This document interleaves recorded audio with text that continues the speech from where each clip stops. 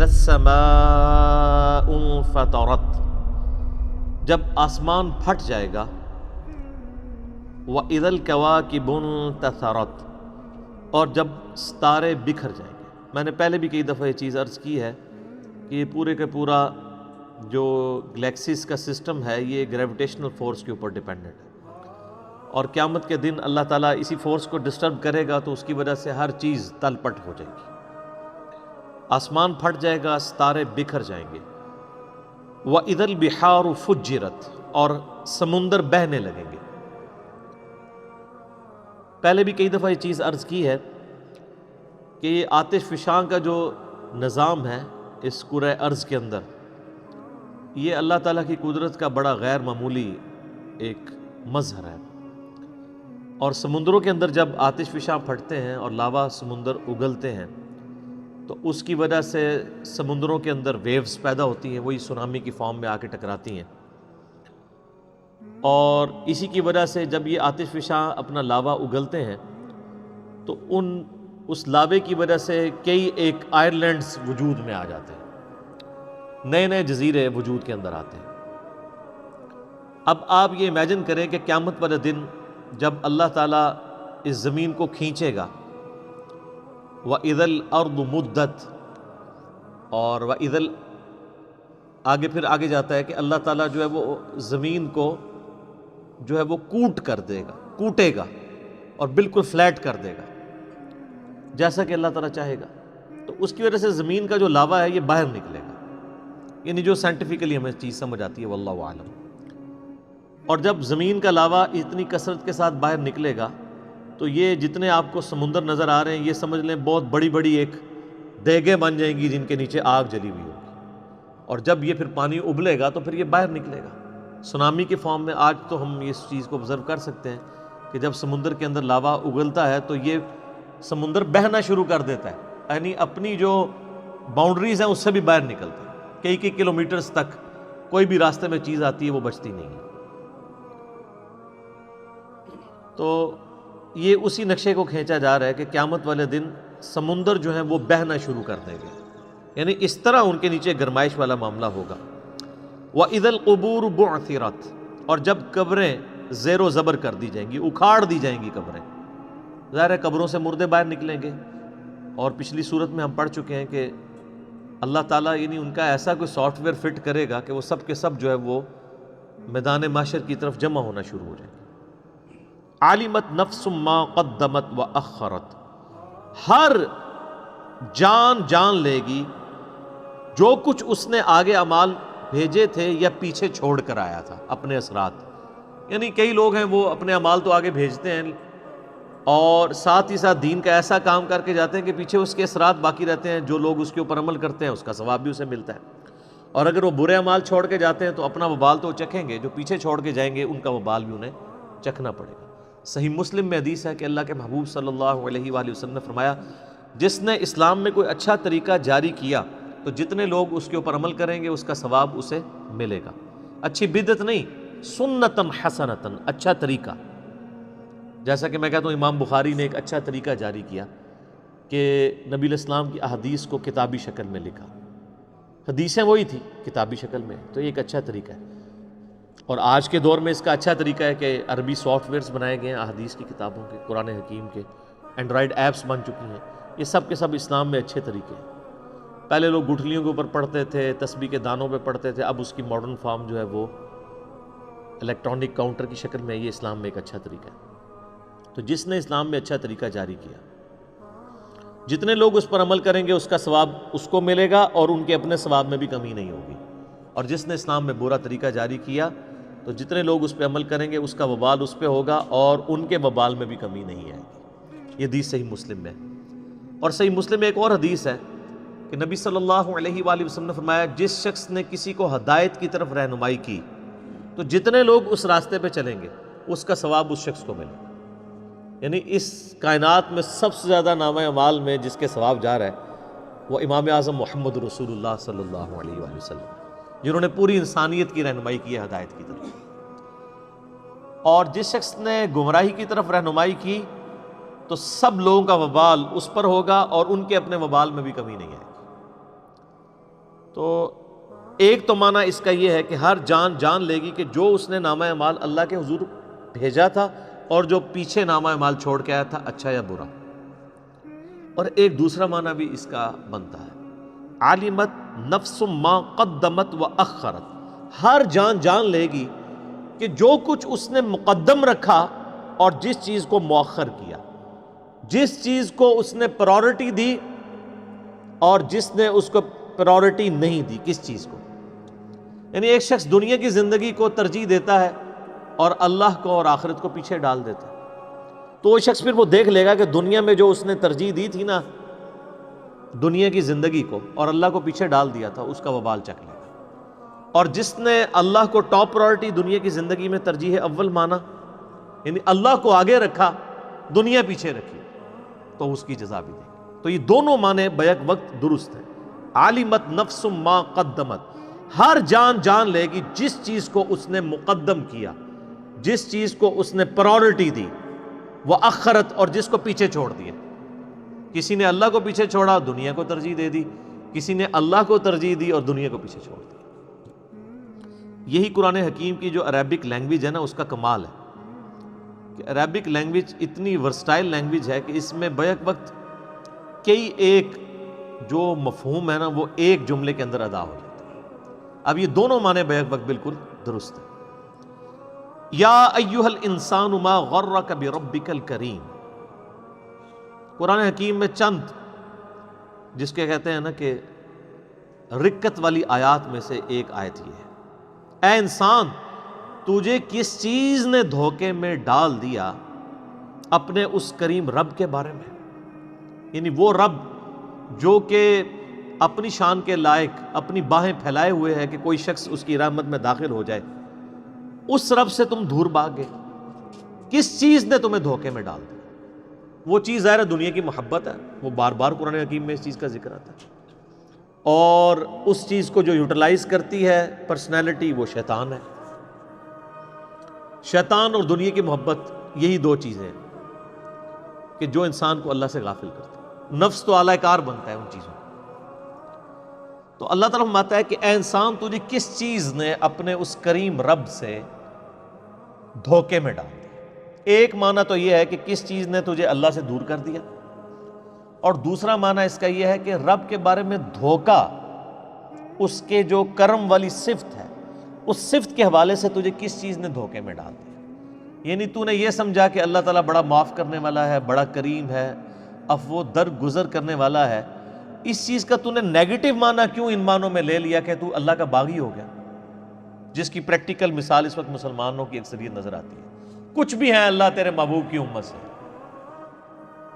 یہ دھوکے میں ڈالا ہوا ہے نا۔ اللہ کا جو کرم ہے، اللہ کی جو رحمت ہے، اس کے معاملے میں شیطان نے ہمیں دھوکے میں ڈال دیا۔ ہم نے اس چیز کا یہ معنی لے لیا کہ اب اللہ تعالیٰ کی اطاعت تو کرنی نہیں، خوب نافرمانیاں کرنی ہے، وہ تو ہے ہی کریم ہے، معاف کر دے گا۔ یہ معنی بھی بیک وقت اس میں درست ہے۔ یا ایھا الانسان ما غرک بربک الکریم، کس چیز نے تجھے اس کرم والے رب کے معاملے میں دھوکے میں ڈال دی؟ یعنی تجھ سے کوئی اللہ نے عہد لے لیا کہ تو خوب نافرمانیاں کر اور بغیر توبہ کے مر جا اور میں قیامت الدن تجھے بخش دوں گا۔ تو نے اس کی رحمت کا ناجائز فائدہ اٹھانا شروع کر دیا۔ یہ معنی بھی بیک وقت اس میں درست ہے۔ الذی خلقک فسواک فعدلک، وہی اللہ ہے جس نے تجھے پیدا کیا اور خوب تیرا تسویہ کیا، درست کیا، اور پھر ہر چیز کو معتدل بنایا۔ یہ ایک آیت کے اندر ایسی قیامت مضمر ہے کہ گھنٹوں اس پہ بولا جا سکتا ہے۔ میں نے ایک لیکچر دیا ہے، who is Allah in the light of latest scientific facts, Allah کون ہے جدید سائنسی حقائق کی روشنی میں، مسئلہ نمبر 60 ہے میرا، 60 نمبر، کہ اللہ تعالیٰ نے ہر چیز کو اتنی پرفیکشن کے ساتھ بنایا ہے۔ آج بھی آپ دیکھ لیں، کوئی سائنٹسٹ، آپ نیشنل جغرافک چینل کھول کے دیکھ لیں، ڈسکوری کھول کے دیکھ لیں، یا آپ اینیمل پلانٹ دیکھ لیں، ہمیشہ جب بھی کسی اللہ تعالیٰ کی بنائی ہوئی جو مخلوق ہے، کریشن ہے، اس کو جب بھی ڈسکس کیا جا رہا ہوتا ہے نا، تو اس کی جو کوالٹیز ہیں وہ ڈسکس ہو رہی ہوتی ہیں۔ آج تک آپ نے کبھی یہ پروگرام کو ایسا سنا ہے کہ یہ ڈسکشن ہو رہی ہو کہ شعر کے اندر یہ والی خامی ہے، اگر یہ نہ ہوتی نا تو یہ پرفیکٹ ہوتا؟ ہمیشہ یہ ڈسکس ہو رہا ہوتا ہے کہ شعر کے اندر یہ جو کوالٹیز ہیں اس کا فائدہ اس کو اس طرح ہوتا ہے، اس معاملے کا اس طرح ہوتا ہے، یہ چیز اس کے لیے بینیفیشری تھی۔ اسی طریقے سے مگرمچھ، کروکوڈائلز ڈسکس ہو رہے ہوتے ہیں تو بتایا جا رہا ہوتا ہے کہ ان میں یہ کوالٹیز پائی جاتی ہیں، یہ چیز اس کی اس کام آتی ہے، یہ چیز اس کی اس کام آتی ہے، ہمیشہ پازیٹیو ایفیکٹ سے ڈسکس ہو رہے ہوتے ہیں۔ اتنی پرفیکٹ یہ کریشن ہے کہ جب سائنٹسٹ بھی اس کو ڈسکس کر رہے ہوتے ہیں تو وہ ہر ایک چیز پازیٹیو انداز میں ڈسکس کرتے ہیں، کبھی کوئی چیز نیگیٹیولی ڈسکس نہیں ہوتی۔ اور انسان تو پھر اس کی کریشن کا کلائمیکس ہے، انسان کو جب ڈسکس کیا جاتا ہے تو ایک ایک چیز اس کی ڈسکس ہو جاتی ہے۔ آپ دیکھیں کہ اللہ تعالیٰ نے انسان کو کتنا فلیکسیبل بنایا۔ سب سے بڑی کوالٹی جو ہے نا انسان کی، اس کی فلیکسیبلٹی ہے۔ آپ دنیا میں کوئی بھی مشین بناتے ہیں نا، اس میں فلیکسیبلٹی نہیں ہوتی ہے۔ اب مثلاً یہ میرے یعنی ہاتھ میں گھڑی ہے، اس کے اندر جو جو چیز ہے وہ فکس ہے، اگر میں تھوڑا سا اسے ٹیڑھا کروں گا تو یہ ٹوٹ جائے گی۔ لیکن آپ اپنے پیٹ کے اندر دیکھیں اللہ تعالیٰ نے کتنے انسٹرومنٹس رکھے ہیں، آپ چاہے ایسے بیٹھ جائیں ایسے بیٹھ جائیں، اس اعتبار سے معدہ اپنے آپ کو ایڈجسٹ کرتا ہے، جگر، گردے، وہ فکس تو نہیں ہے، اپنی جگہ تو اس کی ہے، لیکن وہ پیٹ کے اندر اس کی اپنی فلیکسیبلٹی ہے۔ یہ آپ کو انسان کی بنائی ہوئی کسی چیز میں یہ فلیکسیبلٹی نظر نہیں آئے گی، وہ اسی فریڈم آف ایکسپریشن سے باہر نہیں نکل سکتا۔ ڈگری آف فریڈم اسے ہم اپنی میکینیکل یعنی انجینئرنگ میں کہا جاتا ہے، اسی جو ڈگری آف فریڈم ہے اس کے اندر رہتا ہے، اس سے باہر نہیں جا سکتا۔ لیکن انسان کی آپ فلیکسیبلٹی دیکھ لیں کتنی زیادہ ہے کہ اسی ایک پیٹ کے اندر اتنے انسٹرومنٹس رکھ دی ہیں، لیکن وہ اپنی اپنی جگہ جو ہے وہ ایڈجسٹ کرتے رہتے ہیں۔ پھر دیکھیں اللہ تعالیٰ نے جتنی چیزیں بنائی ہیں، کوئی چیز بھی ہمارے جسم کے اندر نوکدار نہیں بنائی ہے، ہر چیز گول ہے۔ کوئی چونچ نکلی ہوئی ہے کسی کی، ایون اگر یہ ناک کی بھی چونچ ہے یہ بھی آگے سے گول ہے۔ انگلیاں بنائی ہیں، کسی انگلی کی چونچ ہے، گول ہے۔ ہاتھوں کو آپ دیکھ لیں، اس چیز کو دیکھ لیں، ہر جگہ آپ کو گولائی نظر آتی ہے۔ کان ہے تو گول ہے، یہ تو نہیں ہے کہ چوکور بنے ہوئے۔ اور اس کے اندر حکمت یہ ہے، اگر یہ چیزیں نوکدار ہوتی تو آپ کو بھی ڈسٹرب کرتی، دوسروں کو بھی ڈسٹرب کرتی۔ اسی لیے ہماری میکینیکل انجینئرنگ میں تو جب بھی کوئی مشین ڈیزائن کی جاتی ہے نا، تو اینڈ پہ اس کے اوپر فلٹ لگایا جاتا ہے، اس کے جتنے کارنرز ہیں نا ان کو گول کیا جاتا ہے، یا ایٹ لیسٹ شیمفر کر دیا جاتا ہے، جس طرح یہ میں نے ٹیبل کو شیمفر کیا ہوا یہاں سے کہ یہ کونا چبھے نہ کسی کو، شارپ کونا نہ رہے بلکہ کم ہو۔ تو آپ دیکھتے ہیں جب کبھی بھی اس طرح یعنی چیزیں نٹ بھی ڈیزائن کیے جاتے ہیں تو ان کے کارنرز بھی اینڈ پہ جا کے گول کر دیے جاتے ہیں، کسی کو چبھے نہ۔ تو یہ نیچر سے انسان نے لرن کی ساری چیزیں۔ پھر کیا پرفیکٹ نظام ہے، ہر چیز اپنی جگہ پہ پرفیکٹ ہے، کوئی اس کے اندر عیب نہیں نکال سکتا کہ یار آنکھ کا سائز اتنا نہیں اتنا ہوتا تو بڑا پرفیکٹ ہوتا، آنکھ یہاں کی بجائے یہاں لگی ہوتی تو بہت خوبصورت نظر آتی، نہیں، نہ تو اس کی فزیکل یعنی جو پوزیشن ہے اس کے اوپر کوئی انگلی اٹھا سکتا ہے، نہ اس کی کوالٹی اس کے اوپر انگلی کو اٹھا سکتا ہے۔ ایسی پرفیکٹ ہر چیز اللہ تعالیٰ نے بنائی۔ پودوں کو دیکھنا شروع کر دیں تو آپ کو سائنٹسٹ بھی بتائیں گے کہ جی یہ آم کا پودا ہے تو اس کی گٹھلی اتنی کیوں ہے، اس کے ساتھ ایسا معاملہ کیوں ہے، سیب کے ساتھ ایسے کیوں ہے، تربوز کے ساتھ ایسے کیوں ہے، اور وہ تعریف ہی کریں گے کہ جی تربوز ایسے ہی بن سکتا تھا، اس کے علاوہ اور کوئی آپشن موجود نہیں تھا۔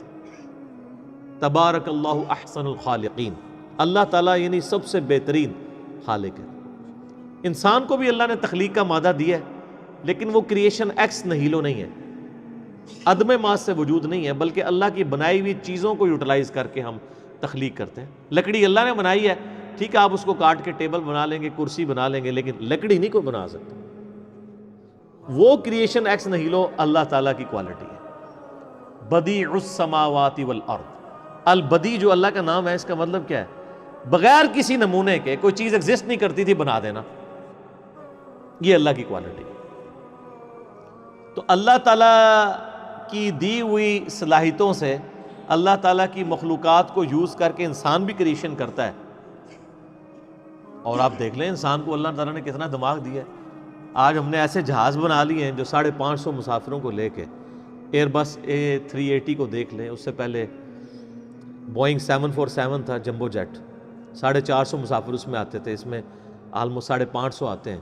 انسان نہیں بنایا نا. یہ ساری کی ساری کریشن جو ہوئی ہے اس کا مٹیریل جتنا بھی ہے وہ انسان نے کوئی خود کریٹ نہیں کیا بلکہ اسی زمین سے حاصل کیا. الٹیمیٹلی تخلیق اللہ ہی کیا، اس کو ہم یوٹیلائز کرتے ہیں. تو اللہ تعالیٰ ماتا ہے انسان ہم نے تجھے پیدا کیا، تیرا تسویہ کیا اور کیا ہر چیز کو معتدل بنایا. اتنی پرفیکشن کے ساتھ چیزیں بنائی ہیں. آپ یہ دیکھیں، یہ 4 انگلی ہے نا سر، اس کے ساتھ یہ انگوٹھا لگایا. آپ ایک لمحے کے لیے امیجن کریں کہ آپ کا انگوٹھا نہ ہو، یہ آپ 4 انگلیوں سے کچھ بھی نہیں کر سکتے، کوئی چیز پکڑ بھی نہیں سکتے. یہ ایک انگوٹھا کتنا امپورٹنٹ ہے کہ ہر چیز کی گرپ اس کے اوپر ڈیپینڈ ہے. اور کیا اللہ تعالیٰ نے یعنی معاملات کو کیا ہے کہ یہ آپ دیکھیں اس کے ڈگری آف فریڈم کتنے ہیں کہ آپ یہ انگلی کے یہ والے جوڑ کو بھی، اس کے بعد یہ بھی، اس کے بعد یہ بھی، اس کے بعد کلائی بھی، اس کے بعد یہ بھی اور یہ بھی، سارے کے سارے جوڑ کتنے پرفیکٹ ہیں، کتنا عرصہ استعمال ہوتے رہتے ہیں. یہ تو ہم اپنی خوراکوں کو ذرا کنٹرول کریں نا. آپ دیکھ لیں جاپان کے اندر لوگ 100 سال کے بھی پرفیکٹ ہیں، ان کے گھٹنے بھی اسی طرح کام کر رہے ہیں، جوڑ بھی. تو یہ تو ہم نے خود خراب کیا نا. ان کے دانت بھی نہیں گرتے ہیں. دانت اللہ نے 100 سال کے لیے ڈیزائن کیے ہیں، جس کے گر رہے ہیں اپنی غلطی کی وجہ سے گر رہے ہیں. اللہ نے یہ 50-60 سال کے لیے دانت نہیں بنائے ہوئے ہیں، 100 سال کے لیے ڈیزائن ہے. وہ ہم چونکہ اب اس طرح حفاظت نہیں کرتے ہیں، اس کی وجہ سے گر جاتے ہیں. ہر چیز پرفیکٹ بنائی ہے اور ڈیزائن ہوئی ہے اس کے. تو آپ یہ دیکھ لیں کہ جو لوگ اس طرح کی اپنی چیزوں کا صحت کا خیال رکھتے ہیں وہ بڑی پرفیکشن کے ساتھ معاملات کو لے کے چل رہے ہوتے ہیں. اور ہر چیز معتدل بنائی ہے اللہ تعالیٰ نے. 2 ٹانگوں کے اوپر انسان کو کھڑا کر دیا. اعتدال ہے نا سر، کتنی پرفیکشن کے ساتھ ہر چیز کو اس طرح بیلنس کیا ہے. ورنہ آپ امیجن کر سکتے ہیں کہ 2 ٹانگوں کے اوپر کوئی چیز کھڑی ہو جائے. ابھی دیکھ لیں ہم جتنی بھی چیزیں بناتے ہیں کم از کم 4 ٹائر رکھتے ہیں اس کے بیلنس کرنے کے. اور یہ جو روبوٹ وغیرہ بھی بنائے ہیں آپ ان کو چلتے ہوئے دیکھ لیں، وہ مشکل سے ہی چل رہے ہوتے ہیں. وہ انسان والی پرفیکشن نظر آ رہی ہوتی ہے. انسان جی نروس سسٹم سر، اس پہ تو اب بات کریں تو کہاں تک. نیورونز جو اللہ نے رکھ دی ہیں، کیا اس کو یعنی اس پہ تو گھنٹوں بولا جا سکتا ہے. وہ آپ لیکچر ہی دیکھیں، مسئلہ نمبر 60. فی ای صورت ما شاء رکبک، جس شکل میں چاہا تجھے ترکیب کر دیا. یعنی اللہ تعالیٰ نے آپ دیکھیں کہ ہر انسان کے چہرے کے اوپر 2 آنکھیں، 1 ناک، 2 ہونٹ، 2 کان، یہ سب کے یہی ہیں نا. لیکن ایک بندے کی شکل دوسرے سے نہیں ملتی. میتھمیٹکس میں تو فارمولہ بولا جاتا ہے کہ پاسبلٹیز یہ ہیں کہ 2 ریز ٹو پاور n، یعنی اگر چہرے کے اوپر 5 چیزیں لگی ہیں نا تو 2 raise to power n، 2 multiplied by 2 multiplied by 2 multiplied by 2 multiplied by 2، یہ پاسبلٹیز بنتی ہیں. لیکن یہاں تو اربوں کی پاسبلٹیز اللہ نے بنا دی ہیں. ہر انسان دوسرے سے مختلف بنا ہے. اور یہ تو آپ کو دیکھنے میں فرق نظر آ رہا ہے. یہ ٹوئنز جو دیکھنے میں بظاہر ایک نظر آتے ہیں، اگر آپ ان کی تھرمل پکچر ڈرا کریں نا، ان کے جسم کا جو تھرمل پکچر بھی بنتی ہے نا، آج کل ایئرپورٹس کے اوپر آپ کے یہ ریٹینا کی بھی امیج لیا جاتا ہے اور آپ کا ایک تھرمل امیج بھی بنتا ہے. 2 بالکل ایک جیسے ہم شکل لوگ ہیں نا، اگر آپ ان کا یعنی ہیٹ کا جو امیج ڈرا کریں گے بالکل دونوں سے مختلف ہے. سر یہ ایک انگلی جو ہے، اس کا جو فنگر پرنٹ ہے، یہ دنیا میں دوسرے بندے کے ساتھ میچ نہیں کرتا. کتنی زبردست پرفیکشن. یہ سبحان اللہ کہنا کو دل چاہتا ہے. اللہ اکبر کبیرہ والحمد للہ کثیرہ وسبحان اللہ بکرۃ واصیلا. تو اللہ تعالیٰ ہے جیسی شکل اس نے چاہی تیرے لیے وہ بنا دے. کسی شخص نے اپنی شکل خود چوز نہیں کی ہوئی ہے، اسی لیے شکل کے اندر عیب بھی نہیں نکالنا چاہیے. بخاری مسلم میں حدیث ہے، نبی علیہ السلام نے چہرے پہ تھپڑ مارنے سے بھی منع فرمایا. یہ اللہ تعالیٰ کی کریشن کا کلائمیکس ہے نا. دیکھیں نا سورت کو اللہ فرماتا ہے جیسے میں نے چاہا سورت بنائی. کلا بل تکذبون بالدین، یہ سچ ہے کہ تم جھٹلاتے ہو روزے جزا کو. وَإِنَّ عَلَيْكُمْ لَحَافِظِينَ، جبکہ ہم نے بے شک تمہارے اوپر محافظ مقرر کیا. یعنی قیامت کا دن قائم ہونا ہے اور یہ جو کچھ تم دنیا میں کر رہے ہو یہ محافظین ہیں تم پہ، جو تمہارے ایک ایک عمل کا ریکارڈ کر رہے ہیں. اور وہ بھی صرف ہماری تسلی کے لیے، وہ ریکارڈ نہ بھی کریں، اللہ کا علم ہی کافی ہے۔ کرامن کاتبین، وہ لکھنے والے یعنی اللہ تعالیٰ کی طرف سے معزز فرشتے مامور ہیں، یعلمون ما تفعلون، وہ جانتے ہیں جو کچھ تم کرتے ہو۔ انسان جو کچھ کرتا ہے وہ نوٹ کر لیتے ہیں، نیکی ہے تب بھی نوٹ ہو رہی ہے، برائی ہے تب بھی نوٹ ہو رہی ہے، اور قیامت والے دن نامہ اعمال لا کے انسان کے سامنے رکھا جائے گا، اور اللہ تعالیٰ فرمائے گا کہ آج اپنا نامہ اعمال پڑھ، آج تو اپنا حساب کرنے کو خود ہی کافی ہے۔ سورہ بنی اسرائیل میں آتا ہے ان الابرار لفی نعیم۔ اب یہ سب کچھ نامہ اعمال تو لکھے جا رہے ہیں، لیکن اس کے بعد انجام کار کیا ہونے والا ہے قیامت والے دن؟ بے شک جو نیکوکار لوگ ہیں وہ عیش و آرام میں ہوں گے، اللہ کی نعمتوں میں ہوں گے۔ وَإِنَّ الْفُجَّارَ لَفِي جَحِيمٍ، اور جو بدکار لوگ ہیں وہ جہنم کے اندر ہوں گے۔ اللہم اجرنا من النار، اللہم اجرنا من النار، اللہم اجرنا من النار، آمین۔ یصلونہا یوم الدین، وہ داخل ہوں گے اس جہنم میں اس بدلے کے دن، قیامت کے دن۔ وما ہم عنہا بغائبین، اور پھر وہ اس سے غائب نہیں ہو سکیں گے، کوئی نکل نہیں سکتا دوزخ سے۔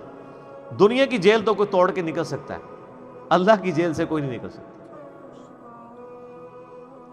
وما ادراک ما یوم الدین، اور تمہیں کیا ادراک، تمہیں کیا خبر، تم کیا اسیس کر سکتے ہو کہ وہ جو روز جزا کا دن کیسا ہوگا۔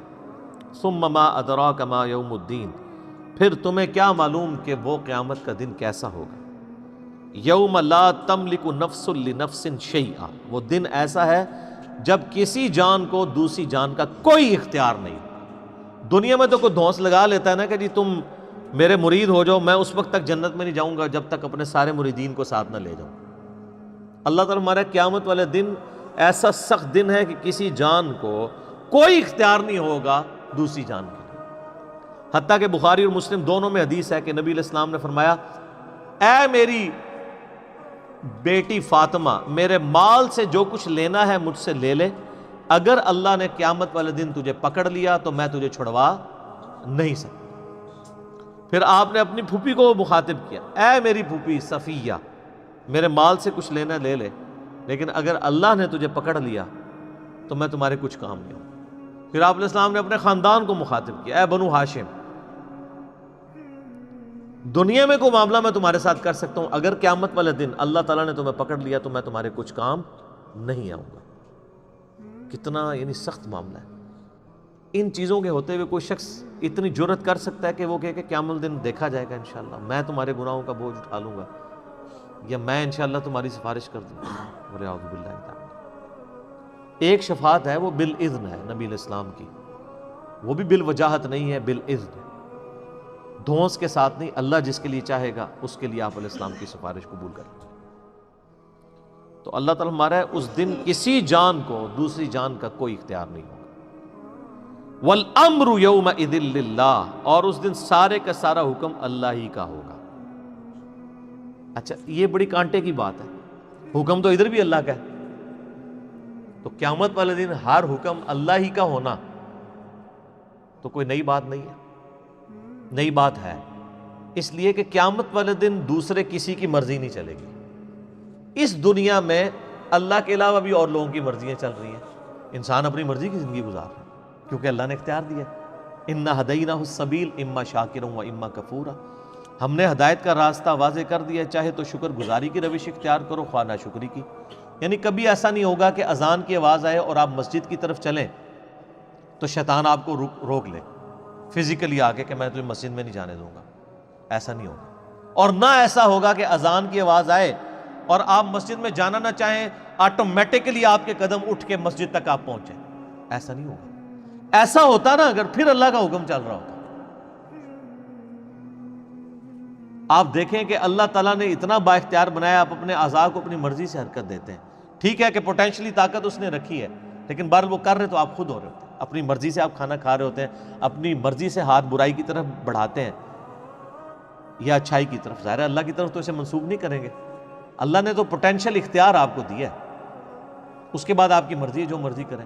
تو دنیا میں انسان کو بھی اختیار ہے، دنیا میں جنات کو بھی اختیار ہے، کہ وہ اپنی مرضی سے شکر گزاری کی روش اختیار کر سکتے ہیں، ناشکری کی روش بھی، نافرمانی کریں گے تو کوئی پکڑ نہیں آئے گی دنیا میں، اور اگر کوئی تابع فرمان رہیں گے تو کوئی آپ کو ہار نہیں پہنایا جائے گا۔ آخرت کے اندر فیصلہ، لیکن آخرت میں جا کے یہ والا معاملہ نہیں ہوگا کہ جو آپ دنیا میں کر رہے ہیں وہی آپ کی مرضی چلے۔ دنیا میں ہمارے اعضاء ہماری مرضی سے چل رہے ہیں نا، لیکن سورہ حامیم السجدہ سورت نمبر 41 میں اللہ تعالیٰ فرماتا ہے کہ قیامت والے دن انسان کے اپنی اعضاء اس کے کیے ہوئے، ایون اس کی کھال بھی گواہی دے گی، اس کو منہ پہ تو مہر لگا دی جائے گی، پھر انسان کہے گا کہ اپنے اعضاء سے مخاطب ہوگا کہ میرے ہاتھ تو یہ میرے تھے، تم نے میری خلاف گواہی کیوں دی؟ تو ہاتھ بول کے کہیں گے، پاؤں، آنکھیں، کھال، جسم کا ایک ایک عضو بول کر کہے گا کہ آج ہمیں اس اللہ نے زبان دے دی ہے جس نے ہر چیز کو زبان دی تھی دنیا کے اندر۔ دنیا میں ہمارے ہاتھ خاموش ہیں، لیکن قیامت دن یہ بولیں گے، حق میں یا خلاف گواہی دیں گے۔ تو یعنی ہمارا یہ والا اختیار بھی ہم سے چھین لیا ہے۔ حتیٰ کہ قرآن حکیم میں آتا ہے کہ قیامت والے دن جب اللہ تعالیٰ کی ایک شان دکھائی جائے گی، ساکھ کھولی جائے گی، تو ساری مخلوقات سجدے میں گریں گی، لیکن جنوں انس میں سے صرف وہی لوگ سجدے میں گرنے میں کامیاب ہوں گے جو دنیا میں اللہ کو سجدہ کیا کرتے تھے، اور جنہوں نے دنیا میں سجدہ نہیں کیا وہ سجدہ کرنا بھی چاہیں گے، ان کی کمر تختہ ہو جائے گی۔ تو پھر اس کا مطلب ہے ٹوٹل حکم اللہ کا چل رہا ہے، ورنہ اگر اختیار ہوتا تو میں اپنی کمر جھکانے کے اوپر قدرت رکھتا ہوں تو آخرت میں بھی جھکا لوں گا، نہیں، آخرت میں ٹوٹل اختیار اللہ کا۔ اور اتنا سخت معاملہ ہے کہ اللہ تعالیٰ نے اپنا قیامت کے دن جو نام رکھا ہے نا وہی بڑا سخت رکھا، لمن الملک اليوم للہ الواحد القہار۔ آج کے دن کس کی بادشاہت ہے؟ اس اکیلے اللہ کی جو القہار ہے، سب پہ چھایا ہوا ہے۔ اللہ نے قیامت کے دن اپنا نام غفار نہیں رکھا ہوا، قہار رکھا ہوا۔ پھر بھی اگر کوئی بے فکر ہے تو وہ اپنی فکر منائے۔ بخاری مسلم کی کتنی احادیث ہیں، حدیث شفاعت والی، کہ ایون انبیاء اکرام بھی نفسا نفسی کر رہے ہیں، نفسی نفسی نفسی۔ آج ہمیں اپنی جان کی فکر ہے، اولو العزم پیغمبر بھی اپنی جان کی فکر میں۔ والامر یومئذ للہ، اس دن ٹوٹل حکم اللہ کا چلے گا، یعنی دنیا میں تو پھر بھی اختیار تھا، وہ اختیار بھی قیامت والے دن تم سے چھین لیا جائے گا۔ اگلی صورت ہے المطففین۔ اس میں یعنی سٹارٹ ہی میں ایک خاص اخلاقی برائی کا ذکر ہوا ہے جو اگلی قوموں میں جب ہوا کرتی تھی تو اللہ تعالیٰ ان قوموں کو ہی برباد کر دیا کرتا تھا، اور اس امت میں یہ بدرجہ عتم موجود ہے، لیکن دنیا میں اللہ تعالیٰ پکڑ نہیں فرما رہا، آخرت میں تو خیر چھوڑے گا نہیں۔ وَيْلٌ لِّلْمُطَفِّفِينَ، بربادی ہے قیامت کے دن ایسے لوگوں کے لیے جو ناپ تول میں کمی کرتے ہیں۔ الَّذِينَ اِذَا اكْتَالُوا عَلَى النَّاسِ يَسْتَوْفُونَ، جب وہ لوگوں سے ناپ کر لیتے ہیں تو پورا پورا لیتے ہیں۔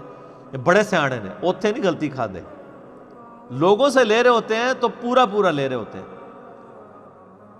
جیسے آپ دیکھ رہے ہوتے ہیں کہ ہمارے یعنی میڈیا کے اندر بھی آپ کو لوگ جب بحثیں کرتے نظر آئیں گے تو لگے گا کہ دنیا کے سب سے ایماندار لوگ وہی ہیں، اپنے حق کے لیے آواز جب بلند کر رہے ہیں۔ جب دوسروں کو حق دینا پڑتا ہے تو آپ کو نظر آئے گا کہ خود بھی اسی بے ایمانی کا حصہ بنے ہوئے۔ یعنی ٹی وی میں آ کے، ٹاک شوز کے اندر آ کے جو لوگ گفتگو کر رہے ہوتے ہیں کہ جی وہ جی لوگ جو ہیں وہ کھانے پینے کی چیزوں میں بے ایمانی کر رہے ہیں، جی ہماری صحت کے ساتھ کھیل رہے ہیں، یہ ڈاکٹرز آ کے عموماً بات کر رہے ہوں گے، لیکن ڈاکٹرز جو کچھ کر رہے ہوں گے عوام کی صحت کے ساتھ وہ نہیں وہ بتا رہے ہوں گے۔ یعنی میرا تو بڑا ورسٹ ایکسپیرینس ہوا ہے۔ میں تو جس بیماری سے میں یا میرے گھر والے گزرے نا ایک دفعہ، تو میں اس میں اتنا ایکسپرٹ ہو گیا ہوں کہ جب کوئی ہم سے مشورہ لیتا ہے تو ہم بتا دیتے ہیں کہ بھائی پہلے یہ ٹیسٹ کرواؤ، تمہیں پتہ چل جائے گا، یہ تمہیں کہانی کرواتا رہے گا اتنا عرصہ۔ تو جو یہ روزانہ کہانی کرا رہے ہیں یہ بولیں، میدے کے اسپیشلسٹ بنے ہوئے ہیں، 10 سال تک آپ کو میدے کی دوائیاں دیں گے، اینڈ پہ کہیں گے جناب آپ کے تو پتے کا مسئلہ تھا تو آپ نکلوا دیں، حالانکہ ان کو پہلے دن ہی پتہ چل جاتا ہے۔ پتے کا ایشو ہو تو وہ تکلیف کی نوعیت بتا دیتی ہے، یہ پتے کا درد ہے، یہ میدے کا درد ہے۔ ایک چھوٹا سا ٹیسٹ آپ کو بتا سکتا ہے لیکن نہیں بتاتے، یہ کھلاتے رہتے ہیں دوائیں۔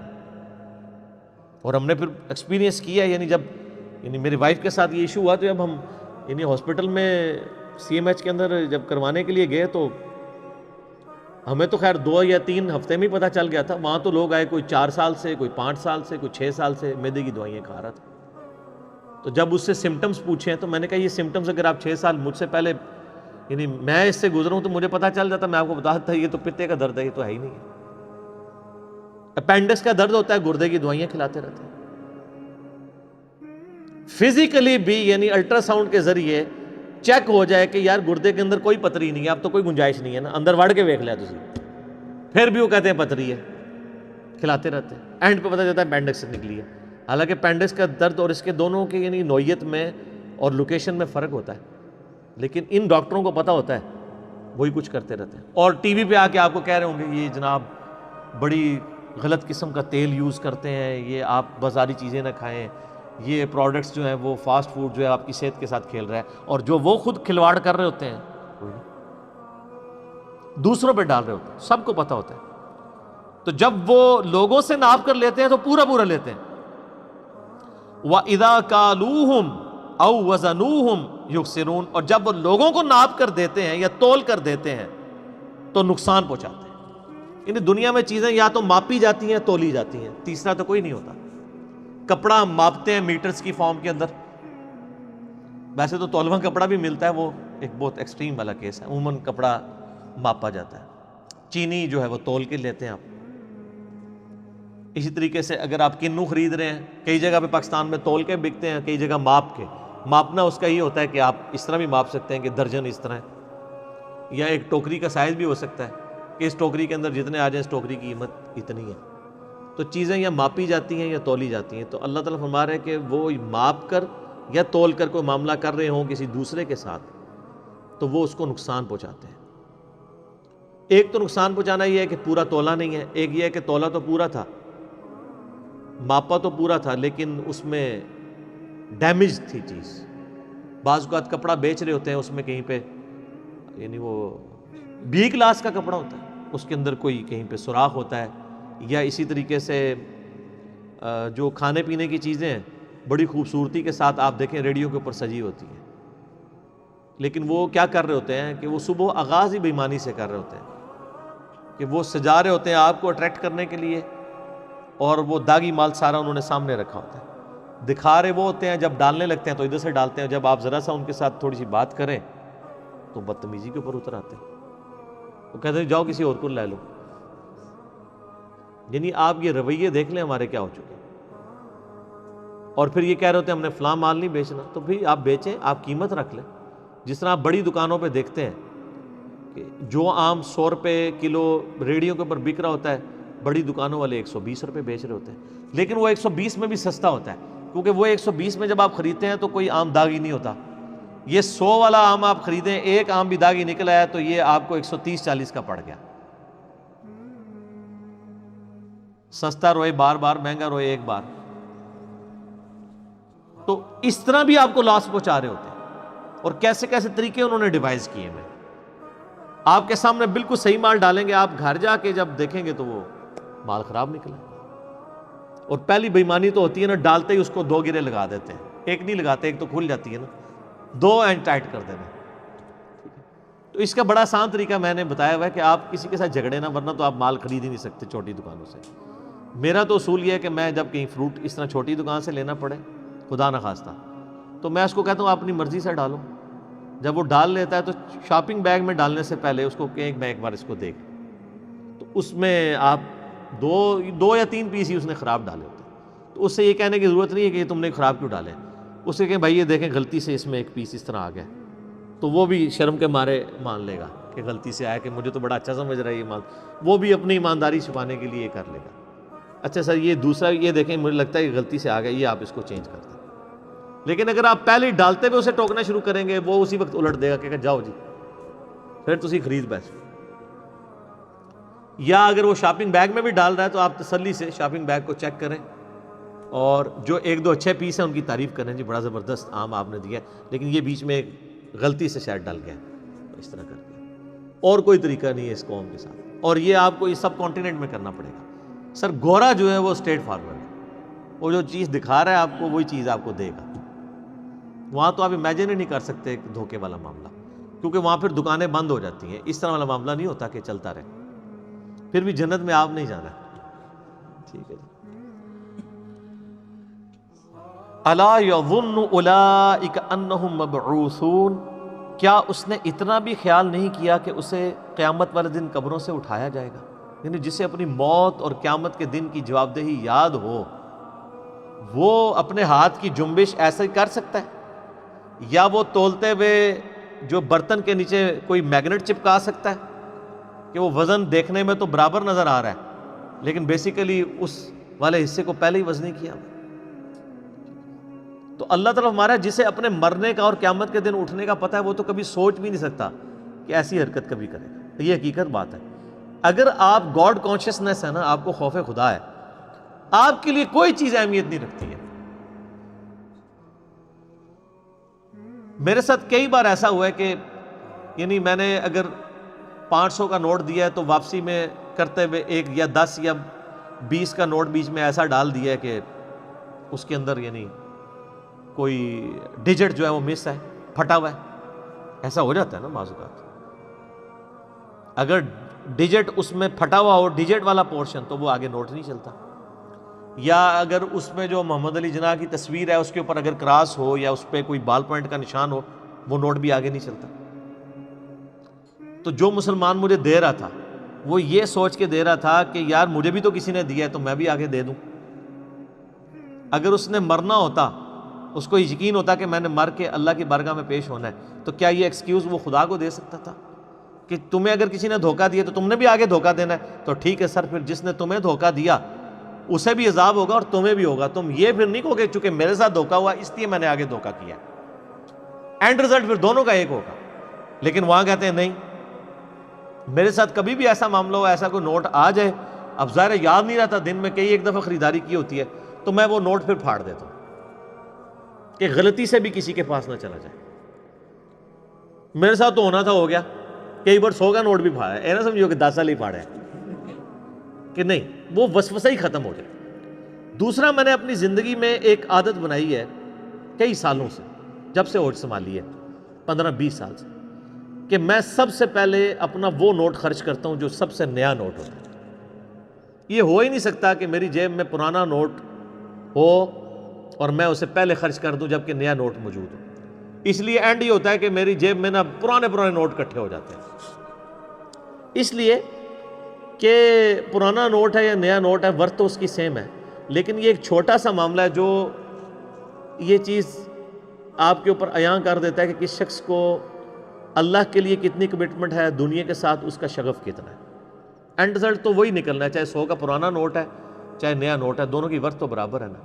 لیکن آپ دیکھیں کہ ہم کرتے کیا ہیں. کبھی آج سے پہلے آپ اپنے اوپر غور کیجئے گا اور دکانداروں کے اوپر بھی. ایون آپ کسی کو 1000 روپے کا نیا نوٹ بھی دے رہے ہیں، جب آپ کو بقایا دے گا نا تو وہ چن کے سب سے پرانے نوٹ آپ کو دے گا. اس کو یہ بھی شرم نہیں آئے گی کہ یار اس نے تو مجھے نیا نوٹ دیا تھا، میں کم از کم اس کو تو نئے نوٹ واپس کروں. یہ پستی کا چھوٹی سی مثال ہے. ایز اے نیشن ہم کس پستی کے شکار ہو چکے ہیں. مطلب ہم یہاں جتنے لوگ بیٹھے ہیں، ہمیں تو کم از کم نیت کر لینی چاہیے کہ آئندہ کے بعد ہم انشاءاللہ تعالی سب سے پہلے وہ نوٹ خرچ کریں گے جو سب سے صحیح فارم میں ہوگا. یہ ایک اثار کا موقع ہے، اور یہ اثار کے موقع آپ کسی وقت، اور یہ ہر ایک چیز کے اگینسٹ آپ کے لیے ثواب ہے. آپ مسجد میں گئے ہیں، باتھ روم میں لائن لگی ہوئی ہے، نماز میں بھی 10-15 منٹ باقی ہیں، تو آپ وہاں پہ بھی کسی کے لیے اثار کر سکتے ہیں. آپ پہلے کے کھڑے ہیں، باہر میں کوئی بزرگ شخصیت آ گئی ہے، تو اب آپ اپنا حق لینے کی کوشش نہ کریں کہ میں پہلے آیا ہوں. اگر آپ یعنی مینج کر سکتے ہیں تو آپ اس کو پہلے موقع دے دیں کہ وہ پہلے واش روم میں چلا جائے. چھوٹے چھوٹے موقع ہیں جن کے اوپر آپ اثار کر سکتے ہیں.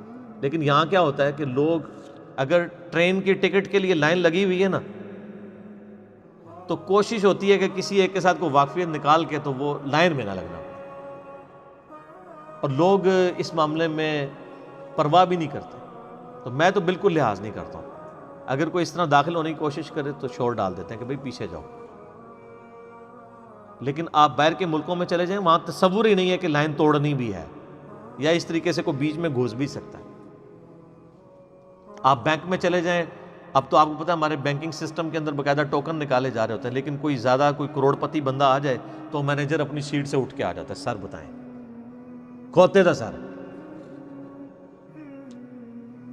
یعنی یہ رول ہے، تو پھر آپ نے ٹوکن کیوں لگائے ہوئے ہیں؟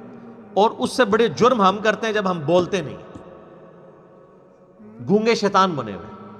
وہ مسلمان ہے جو گونگا شیطان ہو؟ وہ مسلمان کی تو صفت ہے، نبی الاسلام کی حدیث ہے صحیح مسلم میں کہ مومن وہ ہے کہ جب برائی دیکھے تو اپنے ہاتھ سے روکے، ہاتھ سے نہ روک سکے تو زبان سے تو کہے، اور زبان سے بھی نہیں کر سکتا، بالکل ہی گیا گزرا ہے، دل میں برا جانا ہے، لیکن کہا کہ یہ ایمان کا کمزور ترین درجہ ہے، درجہ کمزور ترین ہے ایمان کا، لیکن ماشاءاللہ سب سے بڑے مومن بنے ہوئے ہیں، بولتے نہیں ہیں کسی کے آگے.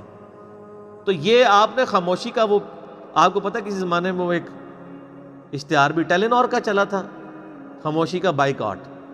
تو وہ اس میں اس طرح کے ایونٹس دکھاتے تھے کہ لوگ غلط کام کر رہے ہیں تو ایک بندہ کھڑا ہو کہتے ہیں غلط ہے. تو مجھے اشتہار وہ بڑا پسند آیا تھا، میں نے اس کو بڑا اپریشیٹ کیا تھا.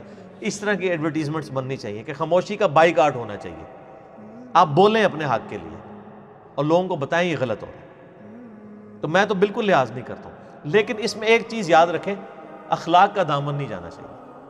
ہوتا ہی ہے کہ ہم کسی کی غلطی کی اصلاح بھی اس طرح پبلکلی کرتے ہیں نا، بدتمیزی کے ساتھ کرتے ہیں، اس کی وجہ سے نیگیٹو سائیکالوجی پروڈیوس ہو جاتی ہے. اگلے دن کی بات ہے، میں ایک جگہ گزر رہا، تو آپ کو پتہ ہے یہ اکثر آپ کے ساتھ بھی ہوا ہوگا کہ کوئی شخص یو ٹرن سے تھوڑا سا آگے چلا جائے، اب وہ اگلا یو ٹرن بڑی دور سے آتا ہے تو وہ کوشش کرتا ہے کہ وہ پیچھے آ جائے، جبکہ وہ مین روڈ ہو تو آپ دیکھ سکتے ہیں ٹریفک کس طرح بلاک ہو جاتی ہے، ایکسیڈنٹ کے کتنے چانسز ہوتے ہیں. تو اسی طرح میں جا رہا تھا تو وہ ایک کرولا کار تھی، تو اس میں وہ یو ٹرن تھوڑا سا وہ آگے آ گیا، تو وہ اب کھڑا ہو گیا کیونکہ اس کے پیچھے بھی ٹریفک تھی، اور وہ پیچھے والوں کو اشارہ کر رہا ہے کہ تم لوگ پیچھے ہو تاکہ میں اس یو ٹرن سے، حالانکہ دوسرا یو ٹرن زیادہ سے زیادہ 150 یا 200 میٹر کے اوپر تھا. کار کے لیے 150-200 میٹر کیا فرق پڑتا. تو اب میں سامنے سے یعنی گزر رہا تھا، تو میں جناب سائڈ پہ کھڑا ہو گیا، اور پیچھے لائن لگی ہے، کسی کی جرت نہیں آگے اس کار والے کو کہ یار یہ کیا کر رہا ہو. میں اترا، سڑک کراس کر کے میں آیا اس کے پاس، میں نے کہا میرے بھائی آپ ذرا اپنے پیچھے دیکھیں کتنے لوگوں کی تکلیف میں آپ کی وجہ سے، اور یہ یو ٹرن بالکل سامنے ہے، اگر آپ یہاں کیوں کھڑے ہیں، گاڑی آپ کی خراب ہو گئی ہے. پہلے میں نے اس سے سوال یہی کیا، پہلے ذرا پازیٹیو ہی رکھنا چاہیے نا، ہو سکتا ہے گاڑی خراب ہو. تو کہتا ہے گاڑی خراب نہیں ہے، میں نے ادھر مڑنا تھا تو اس کی وجہ سے. تو میں نے کہا میرے بھائی آگے یو ٹرن ہے، آپ دیکھ رہے ہیں آپ کے پیچھے کتنے لوگ تکلیف میں ہیں، تو اس کو آپ چلائیں. چلا دیا اس نے، لیکن وہ جو پیچھے تکلیف میں ان میں سے کسی نے نہیں کہا کہ ہم اتر کے اس کو سمجھائیں. 3-4 منٹ گزر چکے تھے اور میں بڑی دور سے دیکھ رہا تھا کہ ٹریفک بلاک ہوئی بھی ہے اس کی وجہ سے. تو خاموشی کا بائیکاٹ کرنا سیکھیں، تب جا کے یہ اصلاح ہوگی، ادروائز نہیں ہوگی. تو جس نے مرنا ہو، اس سے بات مجھے یاد ہے کہ جسے یہ یقین ہے کہ اسے اٹھایا جائے گا وہ یہ حرکتیں کرے گا. لیوم عظیم، اس بڑے دن، یوم یقوم الناس لرب العالمین، جس دن لوگ جواب دہی کے لیے اپنے رب کے حضور کھڑے ہوں گے. کلا ان کتاب الفجار لفی سجین، یہ سچائی ہے، حق ہے کہ بدکاروں کا نامہ اعمال اس دن سجین میں ہوگا. نامہ اعمال اس کے سجین، اللہ تعالیٰ کے پاس. یہ سجن عربی میں کہتے ہیں اس کو جیل کو، یعنی اللہ تعالیٰ نے سجین اور علیین یہ نامہ اعمال کے لیے، روحوں کے لیے جگہ بنائی ہوئی ہے. وما ادراک ما سجین، تمہیں کیا خبر کہ وہ سجین جیل خانہ کیا ہے. کتاب مرقوم، ایک کتاب ہے لکھی ہوئی. ویل یومئذ للمکذبین، اس دن تباہی ہوگی جھٹلانے والوں کے لیے. الذین یکذبون بیوم الدین، وہ لوگ جو بدلے کے دن یعنی قیامت کے دن کو جھٹلائے ہوئے ہیں. یہ جھٹلانے سے مراد یہ نہ سمجھے گا قیامت کو مانتے نہیں ہیں، قیامت کو نہ ماننے والا بھی جھٹلانے والا ہے، اور قیامت کو مان کے بھی حرکتیں ایسی کرنے والا ہے گویا کہ قیامت آنی ہی نہیں ہے، تو وہ بھی جھٹلا ہی رہا ہے. کوئی اپنے عقیدے میں جھٹلاتا ہے، کوئی اپنے عمل سے جھٹلا دیتا ہے. وما یکذب بہ الا کل معتد اثیم، اور اس قیامت کے دن کو تو نہیں جھٹلاتا مگر وہی شخص جو بہت بڑا حد سے گزر جانے والا گنہگار شخص ہو. اذا تتلی علیہم آیاتنا، جب ہماری آیات اس کے اوپر پڑھی جاتی ہیں. قال اساطیر الاولین، تو کہتے ہیں یہ تو اگلے لوگوں کی کہانی ہے. اے جہاں مٹھا اگلا کس نے ڈٹھا. یعنی یہ ساری کی ساری مٹھاس ہے، اس کو تو یوٹیلائز کرو، آگے کون سی دیکھی ہے، دنیا نقد ہے یہ تو لو. یہ تو مسلمان بھی کہتے ہوئے نظر آتے ہیں. بولے اعوذ باللہ. کلا، نہیں، بل، ران. اچھا، اس کو پڑھنے کا طریقہ بھی ہے کہ یہ سکتا ہے، اس میں آپ نے سانس توڑنا نہیں ہے لیکن ہلکا سا وقفہ کرنا. کلا بل ران علی قلوبہم ما کانوا یکسبون. نہیں، در حقیقت زنگ چڑھ چکا ہے ان کے اوپر، ان کے دلوں پر، ان کے کرتوتوں کے سبب. یعنی بار بار گناہ کرنے کی وجہ سے دل سیاہ ہو چکے ہیں. اس پہ ایک ضعیف حدیث بھی ہے ترمذی کی، لیکن وہ سپورٹیو ہے اسی آیت کو، کہ نبی علیہ السلام فرمایا جب کوئی شخص گناہ کرتا ہے تو اس کے دل کے اوپر ایک سیاہ نقطہ لگ جاتا ہے، حتیٰ کہ گناہ کرتے کرتے پورے کا پورا دل سیاہ ہو جاتا ہے. لیکن وہ روایت اصول محدثین پہ صحیح نہیں، لیکن قرآن کی آیت میں بالکل فٹ اینڈ بیٹھ رہی ہے کہ ان کے دلوں کے اوپر سیاہی چڑھ چکی ہے. کلا انہم عن ربہم یومئذ لمحجوبون. یقیناً انہیں قیامت والے دن اپنے رب کے دیدار سے روک دیا جائے گا، حجاب میں ہوں گے. تو اس میں پھر سائملٹینیس کنٹراسٹ بھی ہے کہ جو لوگ اللہ کے تابع فرمان ہوں گے انہیں اپنے رب کا دیدار بھی نصیب ہوگا. بخاری مسلم میں حدیث ہے کہ قیامت والے دن لوگ اپنے رب کو دیکھیں گے جو اہل ایمان ہیں، اور جو فاسق ہیں، مجرمین ہیں، وہ اپنے رب کے دیدار سے محروم کر دیے جائیں گے. دیدار الہی سے متعلق اہل سنت اور اہل تشیع کے اندر اختلاف پایا جاتا ہے. پھر اہل سنت کے اندر بھی کئی ایک معاملات ہیں. میں نے اس کے اوپر 126C مسئلہ واقعہ معراج سے ریلیٹڈ ریکارڈ کروا دیا ہے، جسے شوق ہو تو وہ دیکھے. کراس ریفرنس کے طور پہ یہ آیت بھی میں نے اس میں کور کی تھی. ثم انہم لصال الجحیم. پھر ضرور وہ جہنم میں داخل کیے جائیں گے. ثم یقال ھذا الذی کنتم بہ تکذبون. پھر ان سے کہا جائے گا یہ ہے وہ جہنم جسے تم دنیا میں جھٹلایا کرتے تھے. اب یہ دیکھ لیں، اللہ تعالیٰ کی طرف سے ٹانٹ کی جائے گی، تانا دیا جائے گا. دنیا میں تو لوگ بڑی وہ جیداری کے ساتھ کہتے ہیں نا انشاءاللہ دیکھی جائے گی جی، کوئی مسئلہ نہیں ہے جی. تو اللہ تعالیٰ آئے گا دنیا میں جو جھٹلاتے تھے اور ہلکا جس عذاب کو سمجھتے تھے، یہ ہے وہ جہنم. آ گئی نا سامنے. کلا ان کتاب الابرار لفی علیین. اب سائملٹینیس کنٹراسٹ. یہ بھی حق ہے کہ نیکوکاروں کا صحیفہ، ان کا نامہ اعمال علیین میں ہوگا، یعنی اونچی بابرکت جگہوں میں. وما ادراک ما علیون. اور تمہیں کیا خبر کہ وہ علیین کیا ہے. علیون کیا ہے؟ کتاب مرقوم. وہ ایک کتاب ہے لکھی ہوئی، یشہدہ المقربون. دیکھتے رہتے ہیں اسے مقربین. ان الابرار لفی نعیم. بے شک نیکوکار لوگ اللہ کی نعمتوں میں ہوں گے. علی الارائک ینظرون. وہ اپنے تختوں پر، پلنگوں پر بیٹھے ہوں گے، جنت کا نظارہ کر رہے ہوں گے. تعرف فی وجوہہم نظرۃ النعیم. اللہ اکبر.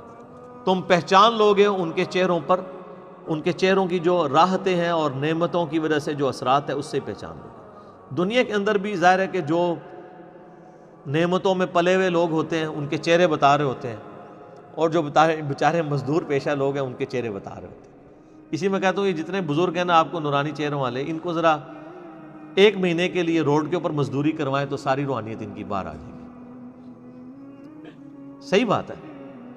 تو یہ اسی کی یعنی ایک آؤٹ پٹ ہوتی ہے نا. جب آپ نے خوراک آپ کو اچھی مل رہی ہے، آپ کا رہن سہن اچھا ہے،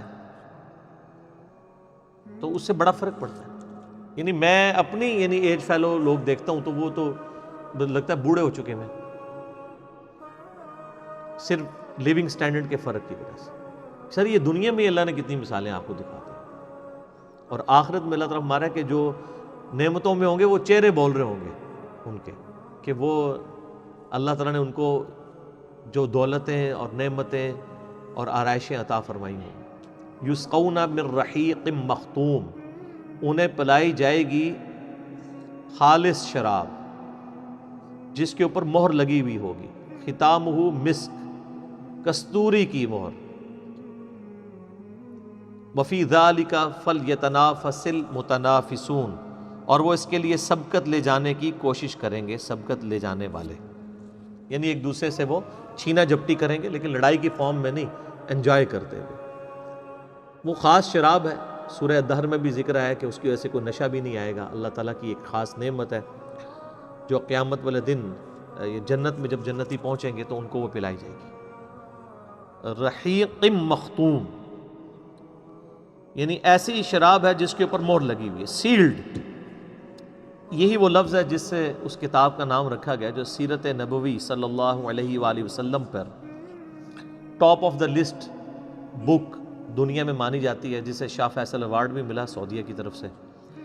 ایک انڈیا کے اہل حدیث عالم تھے صفی الرحمن مبارک پوری رحمہ اللہ تعالی، فوت ہو چکے ہیں۔ انہوں نے کتاب لکھی تھی الرحیق المختوم، تو وہ نبی علیہ السلام کی مبارک سیرت کے اوپر کتاب لکھی تو اس کا نام انہوں نے اس جگہ سے اخذ کیا تھا۔ وَمِزَاجُهُ مِن تسنیم، اور اس میں تسنیم کی آمیزش بھی ہوگی۔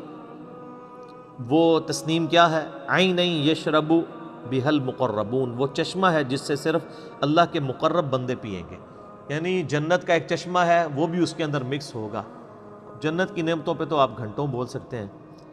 مشکات المصابیح کی تیسری جلد میں بخاری مسلم اور کئی اور کتابوں سے آپ کو جنت کی نعمتوں کے اوپر ساری احادیث کمبائنڈ فارم میں مل جائیں گی، وہ آپ پڑھ کے دیکھیں تو جنت کے لیے انسان کے دل میں شغف پیدا ہوتا ہے۔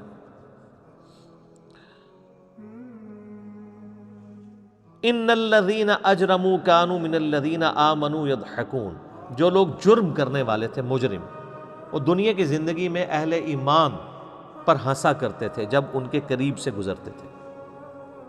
وَإِذَا مَرُّوا بِهِمْ يَتَغَامَزُونَ، جب ان کے پاس سے گزرتے تو ان کو آنکھیں مارتے تھے، ان کی طرف اشارہ کرتے تھے۔ یہاں پہ بھی لوگ جو دیندار لوگ ہیں ان کے اوپر پھپتیاں کستے ہیں۔ بالکل واضح تو ہمارے ملک کے اندر ذرا مشکل ہو جاتا ہے، لیکن اشارے کے نائے میں ضرور بات ہوتی ہے۔ جو بندہ دیندار ہو تو لوگ اس کی طرف اشارہ کرتے ہیں، اس نے تو جوانی میں روگ لگا لیا ہے، یہ تو بڑا فینیٹک ہو چکا ہے، یہ بڑا آرتھوڈاکس ہے، بڑا فنڈامنٹلسٹ ہے۔ تو اللہ فرماتا ہے دنیا میں جو مجرم لوگ ہیں نا، وہ اہل ایمان جو پریکٹسنگ تھے، اللہ کو اوبے کرنے والے تھے، ان کے اوپر پھپتیاں کستے تھے، اپنے آنکھوں کے اشارے کرتے تھے، ان کو بڑا ہلکا جانتے تھے، اور جب ان کے پاس سے گزرتے تھے انہیں آنکھیں بھی مارتے تھے۔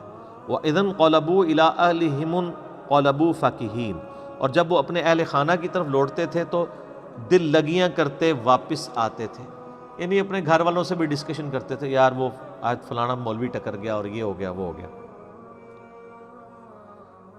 وَإِذَا رَأَوْهُمْ قَالُوا إِنَّ هَٰؤُلَاءِ لَضَالُّونَ، اور جب وہ مسلمانوں کو دیکھتے تھے یعنی فرمانبردار لوگوں کو تو کہتے تھے یہ لوگ تو راہ راست سے ہٹ چکے ہیں، گمراہ لوگ ہیں، انہوں نے یعنی دنیا داری بھی رکھنی چاہیے تو بالکل ہی رہ گئے۔ حالانکہ مجھے تو آج تک بالکل رہا ہوا شخص نظر کبھی کو نہیں آیا، وہ آپ کو نظر آیا ہو تو بتا دیں۔ ان لوگ کہتے ہیں دین دنیا ساتھ رکھنی، تو اس کا تو مطلب ہے 12 گھنٹے دین کے لیے 12 دنیا کے لیے، تو کتنا دے رہے ہوتے ہیں دین کو؟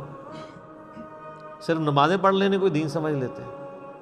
دین کے لیے کمٹمنٹ، دین کی تبلیغ کے لیے وقت نکالنا، لوگوں تک خدا کا پیغام پہنچانا، نبی علیہ السلام کے نمائندے کی حیثیت سے دنیا تک اسلام کی دعوت کو پہنچانا، اس کے لیے کتنی ایفرٹ پٹ کی جا رہی ہے۔ ویسے کہہ رہے ہوتے ہیں جی دنیا بھی تو نال رکھنی ہے نا، یعنی وہ یہ بندہ وہ بات کر رہا ہوتا ہے جس کا کوئی دین سے لینا دینا ہی نہیں ہوتا، اور وہ یہ پریزنٹ کر رہا ہوتا ہے میں تو دین چلا ہی رہا ہوں تو دنیا بھی ساتھ چلانی ہے۔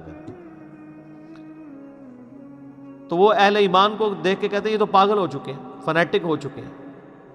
وما ارسلوا علیہم حافظین، اللہ تعالیٰ فرماتا ہے ہم نے اہل ایمان پر انہیں محافظ تو نہیں بنایا تھا۔ ان کو کیسے جرأت ہوئی یہ کامنٹس کریں؟ ان کی ذمہ داری ہم نے لگائی تھی کہ کسی کے اوپر کامنٹس پاس کریں۔ دیکھیں اللہ اپنے نیک بندوں کو کیسا آن کر رہا ہے۔ اللہ فرما رہے تم لوگوں کی جرأت کہ تم لوگ میرے بندوں کے اوپر کامنٹس پاس کرتے تھے، کیا میں نے تمہاری ڈیوٹی لگائی تھی کہ جو میرے دین کے راستے پہ چلے تم اس کے اوپر کامنٹس پاس کرو؟ فَالْيَوْمَ الَّذِينَ آمَنُوا مِنَ الْكُفَّارِ يَضْحَكُونَ، پس آج کے دن اہل ایمان کافروں پہ ہنس رہے ہوں۔ اللہ تعالیٰ یہ بدلہ دلائے گا۔ دنیا میں جو لوگ اہل ایمان کے اوپر ہنستے ہیں نا، قیامت والے دن اللہ تعالیٰ ان کو موقع دے گا کہ جو دنیا میں ان کا مذاق اڑایا کرتے تھے ان کا عذاب ان کو دکھایا جائے گا، اب تم ان کے اوپر ہنسو۔ دیکھیں نا ابو جہل نے جب سیدہ سمیہ اور سیدنا یاسر کو ظالمانہ طریقے سے شہید کیا ہے تو کافر سارے پھپتیں کس رہے تھے. سیدنا یاسر اور سیدنا سمیہ کو جس طریقے سے ان کے بیٹے عمار ابن یاسر کے سامنے قتل کیا گیا، اسلام کے پہلے 2 شہید ہیں. عمار ابن یاسر کو جتنی بڑی مرضی جنت دے دی جائے، ان کو ٹھنڈک اس وقت تک نہیں پڑنی جب تک کہ ابو جہل کے ساتھ وہی معاملہ نہ ہو جو دنیا میں ان کے ماں باپ کے ساتھ کیا گیا تھا. تو یہ یاد رکھیں کہ جہنم کا عذاب جو ہے نا، یہ صرف اللہ تعالیٰ کے غصے کی امپلیمنٹیشن نہیں ہے، بلکہ اہل ایمان کی نعمتوں میں سے ایک نعمت یہ ہے کہ اہل ایمان کے ساتھ جن لوگوں نے ظلم کیے ہیں ان کا بدلہ دلوایا جائے. یہ اہل ایمان کے حق میں نعمت ہے. دوزخ جو ہے، دوزخ کا عذاب اہل ایمان کے حق میں نعمت ہے کہ اہل ایمان کے مخالفین کو دوزخ میں پھینکا جائے گا. اہل ایمان کا جنت میں جانا صرف نعمت نہیں ہے جب تک کہ ان کے مخالفین کو دوزخ میں پھینک کے ان کا عذاب نہ ان کو دکھایا جائے. تو اللہ تعالیٰ اسی کی ایک جھلک بتا رہا ہے کہ دنیا میں یہ پھپتیاں کستے تھے، مذاق اڑایا کرتے تھے اہل ایمان کا. آج پھر دن ہے کہ اہل ایمان ان کا مذاق اڑائیں گے. ہاں جی، پتہ لگا. علی الارائک ینظرون، وہ اپنے پلنگوں کے اوپر بیٹھے ہوئے ہوں گے. یعنی اللہ نے جو ان کے تخت بنائے ہوئے ہیں وہ تو پھر پورا نقشہ اللہ نے سورہ دہر میں کھینچا ہے نا کہ سونے کے کنگن ہوں گے، گرین کلر کا لباس ہوگا، ریشم کا، کیا کچھ اللہ تعالیٰ ان کو جنتی حلے پہنائے گا. پورے پروٹوکول کے ساتھ بیٹھے ہوں گے اور لائیو منظر دکھایا جا رہا ہوگا کسی بڑی سکرین کے اوپر، یا لائیو دیکھ رہے ہوں گے دوزیوں کو جلتے ہوئے. تو وہ پھر کہیں گے ہاں دنیا میں تم ہمارا مذاق اڑایا کرتے تھے، آج دیکھو تمہارے ساتھ ہو رہا ہے. اور دیکھیں اللہ کا غصہ یہاں پہ بھی ٹھنڈا نہیں ہو رہا. کتنی سخت آیت ہے. هل ثوب الکفار ما كانوا يفعلون، کیا بدلہ مل گیا کافروں کو ان کے کرتوتوں کا جو دنیا میں وہ کیا کرتے تھے؟ اللہ یعنی قیامت الدین اللہ تعالیٰ کی طرف سے فرمائے گا ہاں بھائی ملا بدلہ. وہ پتہ لگا بڑی اکڑ تھی تمہارے اندر دنیا میں، آج تمہیں بدلہ مل گیا کافروں، جو تم دنیا میں اہل ایمان کا مذاق اڑایا کرتے تھے. سر اللہ تعالیٰ بڑا ڈاڈا ہے، یہ ذہن میں رکھیے گا. ہمیں جس خدا کا تعارف کروایا گیا وہ خدا اور ہے، اور جو قرآن کا خدا ہے وہ اور ہے. وہ بالکل کوئی کمپرومائز کرنے کے لیے تیار نہیں ہے. اور یہ اس طرح کی نیگیٹو چیزیں معاشرے کے اندر پھیلا کے ہی لوگوں کو اللہ کا نافرمان کیا گیا. آپ مجھے بتائیں یہ قرآن پاک خصوصاً پارہ نمبر 30، اس سے پہلے بھی پورا قرآن ہم نے کور کیا ہے، قرآن کے مزاج میں کیا وہ باتیں بیٹھتی ہیں جو ہمارے معاشرے کے اندر مشہور ہیں؟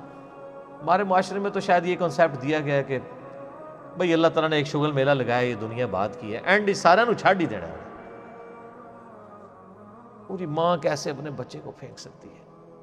تو اللہ تو اتنی محبت کرتا ہے، وہ کیسے پھینکے گا؟ تو اس کی میں نے پھکی دنیا میں دی ہوئی ہے کہ اگر آپ کی لاجک مان لی جائے، اللہ کے بندو، دنیا میں کوئی شخص کبھی کسی ایسی عورت کے حق میں موت پسند کرے گا جس کے 4-5 چھوٹے چھوٹے بچے ہوں؟ سنگ دل سے سنگ دل انسان بھی کہے گا نہیں، ان کی ماں نہیں مرنی چاہیے. بچوں کا کیا بنے گا؟ مینٹل ماڈلز ان کے بدل جائیں گے. ستیلی ماں کیا سلوک کرے گی؟ یہی کرے گا نا. لیکن اللہ تعالیٰ روزانہ ہزاروں ایسی ماؤں کو موت دیتا ہے جن کے چھوٹے چھوٹے بچے ہوتے ہیں. تو اللہ کا تو دل کوئی نہیں پسیجتا اگر آپ والی ڈاکٹرائن مان لی جائے. تو دنیا میں پریکٹیکلی اللہ تعالیٰ ایسا کر کے بتا رہا ہے. کہتے ہیں جی اللہ تعالیٰ ماں سے بھی زیادہ محبت کرتا ہے، اللہ تعالیٰ بڑا شفیق ہے. کس کے لیے؟ مجرمین کے لیے نہیں، اپنے اطاعت گزار بندوں کے لیے. مجرمین کے لیے تو اللہ تعالیٰ ماتا ہے انا من المجرمین منتقمون، مجرموں سے ہم انتقام لے کے چھوڑیں. تو یہ دنیا میں پریکٹیکل مثال کہ اللہ تعالیٰ کسی چھوٹے چھوٹے بچوں سے ان کی ماں کو چھین لیتا ہے. آپ کے اختیار میں ہو تو کسی کی ماں نہ چھینے. تو اللہ تعالیٰ کو اپنے اوپر قیاس نہ کریں. وَلَا تَقُولُوا عَلَى اللَّهِ إِلَّا الْحَقِّ، اللہ کے بارے میں حق کے سوا کوئی بات نہ کیا کرو. اللہ کے لیے مثالیں نہ بیان کرو. اللہ تعالیٰ کوئی اپنے جذبات سے مغلوب نہیں ہوتا. یہ احساسات جذبات تو ہمارے ہیں. تو یہ کہانی ہے کہ جی ماں اپنے بچے کو دوزخ میں نہیں پھینکے گی تو اللہ تعالیٰ اپنے بندوں کو دوزخ میں کیسے پھینکے گا؟ اگر یہ آپ کی بات مان لیجیے تو یہ ساری پریکٹیکل مثالیں یہ آپ کے سامنے موجود ہیں.